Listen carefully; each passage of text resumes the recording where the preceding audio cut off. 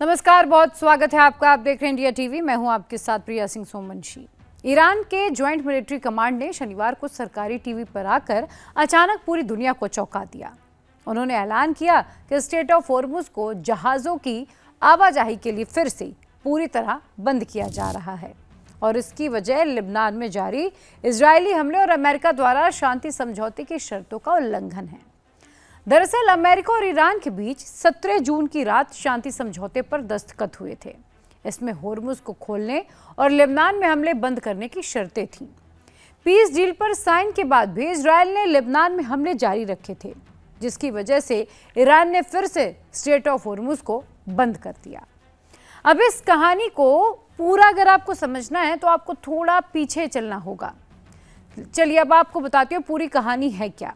19 जून 2026 दुनिया ने थोड़ी राहत की सांस ली।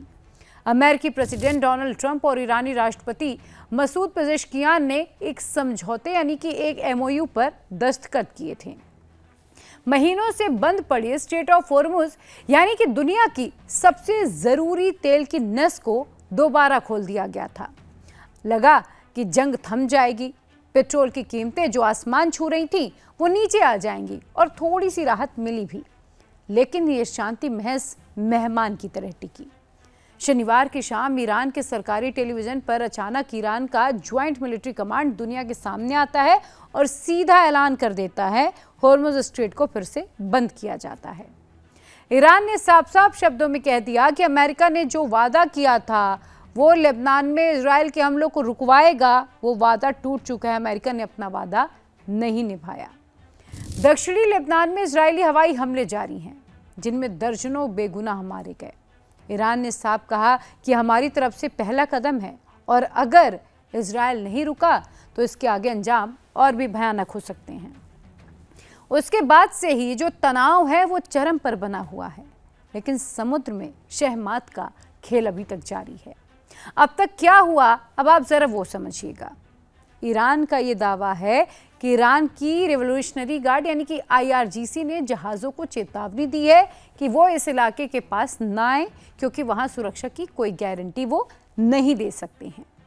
ईरान ने अपने उत्तरी रूट को बंद कर दिया, जहाँ कथित तौर पर माइंस बिछी होने की आशंका, और इसीलिए IRGC ने रोका कि यहाँ मत आइए, अगर कुछ भी होता है तो हमारी जवाबदेही नहीं है, आपकी सुरक्षा की गारंटी हमारी नहीं है। अब इस पर अमेरिका का भी पलटवार आया। अमेरिकी सेंट्रल कमांड ने तुरंत एक स्टेटमेंट जारी किया और कहा कि ईरान का हॉर्मुज स्ट्रेट पर पूरी तरीके से कंट्रोल नहीं है। ओमान के पानी वाला दक्षिणी रास्ता खुला है और अमेरिकी नौसेना की वहां पर तैनाती है। वहीं शिपिंग डेटा के मुताबिक शनिवार को जहां इस रास्ते से 26 जहाज गुजरे थे, यानी कि जो MOU साइन हुए थे उसके बाद 26 जहाज गुजरे थे, रविवार को वो संख्या घटकर महज 5 रह गई। लेकिन आज सोमवार को कतर की 4 बड़ी लिक्विफाइड नेचुरल गैस LNG से लदे हुए जहाज़ों ने ईरानी रूट से ही हॉर्मुज में एंट्री ली है। यानी कि डर के साए में भी कुछ बेहद ज़रूरी जहाज़ों को निकाला जा रहा है। लेकिन इस पूरी कहानी का सबसे बड़ा ट्विस्ट स्विट्जरलैंड में चल रहा है। कल रविवार यानी कि 21 जून को ही अमेरिकी उपराष्ट्रपति JD वेंस अपनी पत्नी उषा वेंस के साथ स्विट्जरलैंड पहुंचे, जहां ईरान और अमेरिका के बीच इस डील को बचाने के लिए बैक चैनल यानी कि बैकडोर से बातचीत होनी है। इसी बीच ईरानी विदेश मंत्रालय का एक बयान आता है जिसमें यह साफ किया गया कि हम बातचीत के लिए स्विट्जरलैंड आ तो गए हैं, लेकिन अगर अमेरिका ने लेबनान में इजरायल को नहीं रोका तो ये पूरा जो शांति समझौता है वो कचरे के डब्बे में चला जाएगा। मतलब इस बातचीत का कोई असर नहीं होने वाला है। एक तरीके से ईरान की तरफ से ये साफ कह दिया गया। तो दूसरी तरफ डोनाल्ड ट्रंप ने भी सोशल मीडिया पर धमकी भरे लहजे में कहा कि अगर बातचीत फेल हुई तो अमेरिका इस रूट से गुजरने वाले जहाज़ों पर भारी टैक्स लगा सकता है या फिर से ईरान की पूरी तरह घेराबंदी कर देगा। अब जो 21 तारीख था यानी कि जो रविवार का दिन था, ट्रंप के इस बयान के बाद वो काफ़ी ज़्यादा तनावपूर्ण हो गया, तनाव भरा गुजरा। जो बात हुई वो तनावपूर्ण रही। लेकिन आज राहत की बात ये रही कि स्विट्जरलैंड में अमेरिका और ईरान के बीच करीब 82 मिनट तक बातचीत चली। ईरान ने कहा हमने अपनी फ्रीज की गई संपत्ति को वापस करने पर चर्चा की, साथ ही ईरान के एनर्जी सेक्टर पर लगे प्रतिबंधों में ढील देने पर भी बात की। अमेरिकी उपराष्ट्रपति जेडी वेंस ने भी वार्ता के दौरान कहा कि पिछले कुछ घंटों में जो डेवलपमेंट्स हुए हैं, जो प्रगति हुई है, वो अच्छी हुई है। उन्होंने कहा कि अमेरिका और ईरान मिलकर शांति और समृद्धि के लिए काम कर सकते हैं।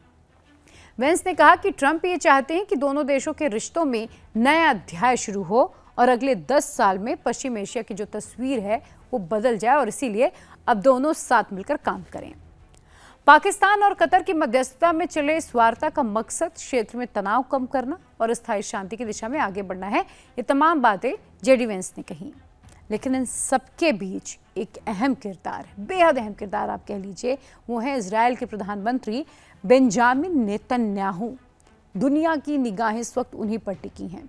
दुनिया हैरान थी कि जब डोनाल्ड ट्रंप और ईरान के बीच हॉर्मुज़ स्ट्रेट को खोलने को लेकर एमओयू हो गया, तो नेतन्याहू ने उसके बाद यानी कि लेबनान पर अब तक का सबसे भीषण अटैक क्यों कर दिया? क्या नेतन्याहू ये नहीं जानते थे कि इससे हॉर्मुज़ फिर बंद हो जाएगा? जवाब है वो बिल्कुल जानते थे। नेतन्याहू ने ये बहुत सोच समझ कर किया था। दरअसल नेतन्याहू का जो खेल है वो बेहद गहरा है। इजराइल से आ रही खुफिया रिपोर्ट से बताती है कि नेतन्याहू इस अमेरिका ईरान डील से सख्त नफरत करते हैं, वो इससे बेहद खफा हैं। उनका ये मानना है कि अगर ट्रंप ने ईरान पर से प्रतिबंध हटा लिया तो ईरान अरबों डॉलर कमाएगा और उस पैसे का इस्तेमाल हिजबुल्लाह, हमास और हूतियों को मजबूत करने के लिए करेगा। नेतन्याहू ने कल ही अपनी कैबिनेट मीटिंग में साफ लफ्जों में कह दिया, कोई भी विदेशी समझौता इजराइल की सुरक्षा से बड़ा नहीं हो सकता, हम अपने हितों को ही देखेंगे और जब तक लेबनान से हिजबुल्लाह का नामो निशान नहीं मिट जाता, हमारे फाइटर जेट्स नहीं रुकेंगे।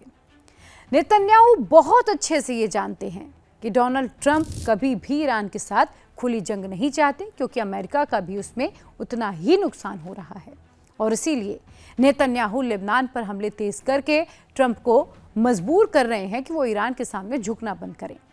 नेतन्याहू का जो संदेश है वो बिल्कुल सीधा है कि आप ईरान से हाथ मिला सकते हैं, लेकिन जंग की जो चाबी है वो आज भी मेरे पास है। नेतन्याहू ने यह भी साफ किया कि लोग ये समझते हैं कि अमेरिकी प्रेसिडेंट डोनाल्ड ट्रंप के कहने पर काम करते हैं, लेकिन ये सच नहीं है। नेतन्याहू ने कहा कि अमेरिका में लोग कहते हैं कि राष्ट्रपति ट्रंप वही करते हैं जो मैं उनसे कहता हूँ।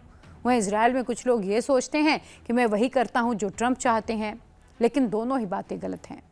इजरायली पीएम ने कहा कि इजराइल और अमेरिका करीबी सहयोगी तो ज़रूर हैं, लेकिन दोनों देशों के अपने अपने हित हैं और हर मुद्दे पर एक जैसे हमारी राय हो ये मुमकिन नहीं है और ऐसा नहीं है। नेतन्याहू ने इस अड़ियल रुख से जो अपना तरीका है, वो जो आगे करना चाह रहे हैं, वो बिल्कुल साफ कर दिया है और उनके इसी रवैये से ट्रंप के पीस प्लान की धज्जियां उड़ गई हैं। ईरान भड़क गया है, उसने हॉर्मुज़ का रास्ता बंद कर दिया और अब गेंद सीधे सीधे अमेरिकी प्रेसिडेंट डोनाल्ड ट्रंप के पाले में है। या तो ट्रंप नेतन्याहू को रोके या फिर दुनिया एक और महायुद्ध के लिए तैयार रहे।